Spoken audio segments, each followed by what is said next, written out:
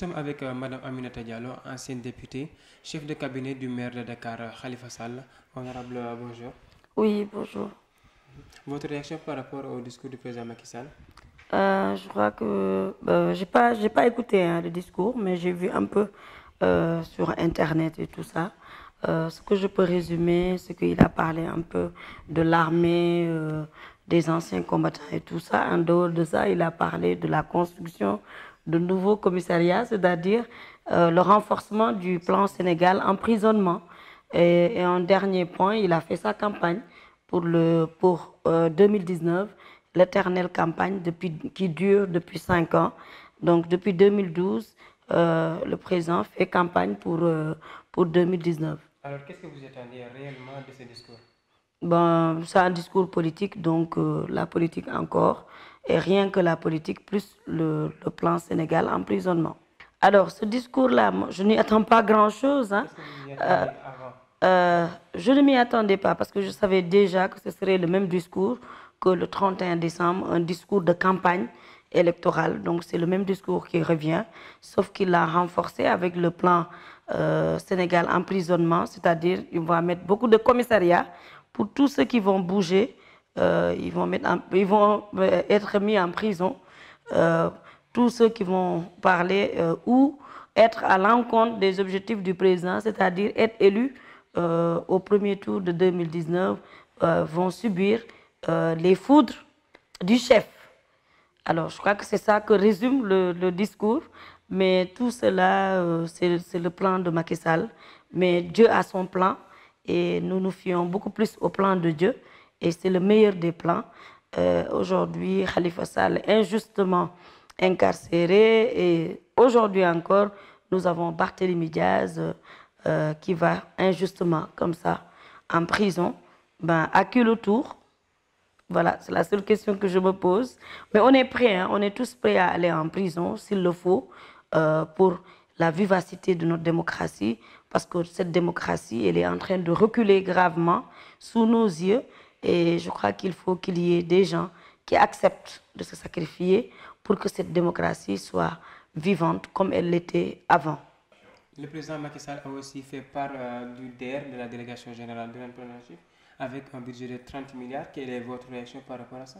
Ben, pourquoi on n'avait pas ce budget depuis 2012? Parce qu'on en avait besoin depuis 2012. Mais après le fiasco de Pékin, c'est-à-dire le lancement de la Semaine nationale de la jeunesse, parce que quand même le stade Alassane Djigo est un petit stade. Nous, récemment, nos équipes ici de Grand Yoff ont joué une finale.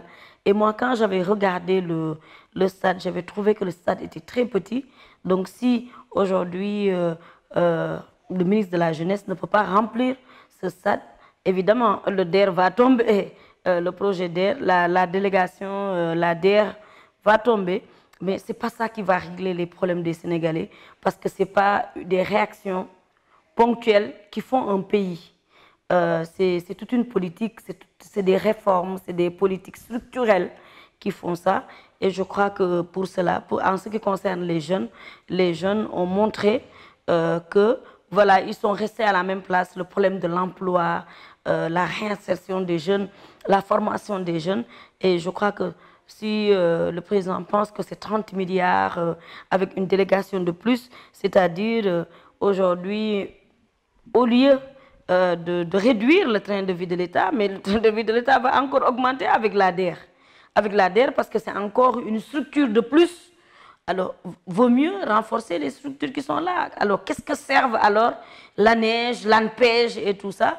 Moi, je crois que avant de mettre en place une DER, il fallait d'abord évaluer l'ANPEJ, la neige et voir peut-être comment fusionner tout cela dans le cadre de la DER. C'était la meilleure formulation, mais c'est encore une structure de plus pour régler les problèmes des jeunes, mais c'est une structure de plus pour faire campagne. Par rapport au rap des enfants, au rap écrit que subissent les enfants, le président Macky Sall a avancé des solutions pour un peu essayer d'arrêter ce phénomène. Oui, ça c'est la déception totale parce que nous avons une très bonne stratégie nationale que nous tous avons mis en place et nous nous sommes battus pour que les moyens soient mis en place. Et les moyens, parce qu'il fallait 8 milliards et jusqu'à présent, les 8 milliards n'ont pas été réunis pour la protection de l'enfance. Nous avons une ministre de la protection de l'enfance amorphe qui nous a servi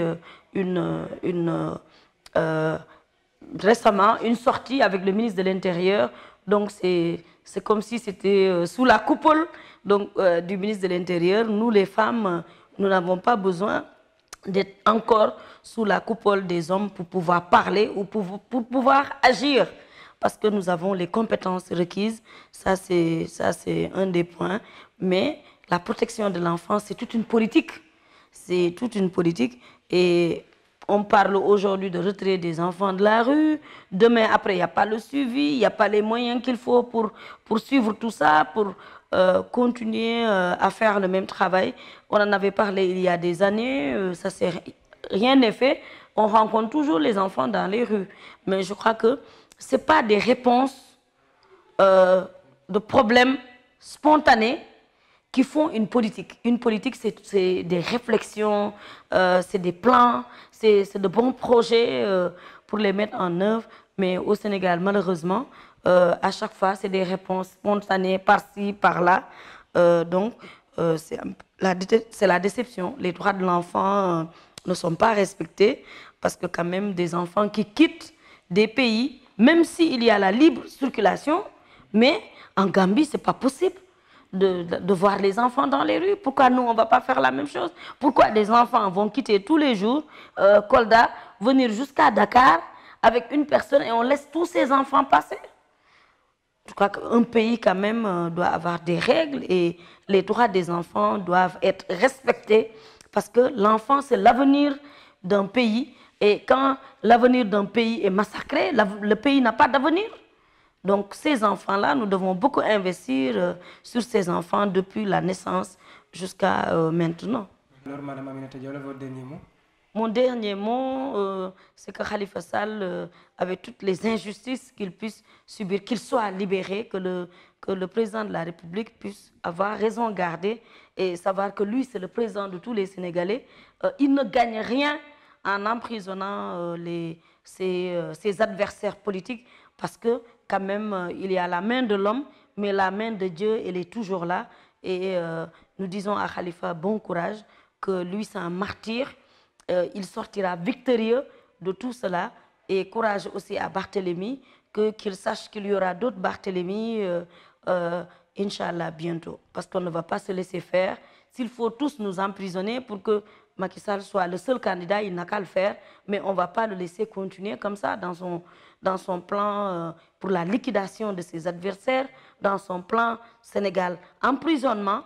On ne va pas continuer comme ça parce que nous, notre Sénégal est un Sénégal de jom, de foule, de faïda, mais un Sénégal de solidarité, un Sénégal beaucoup plus, parce qu'aujourd'hui, toute la couche sociale, elle subit tous les problèmes du monde, parce que tout le monde est en grève, la politique, on ne peut plus se mettre sur la table pour parler.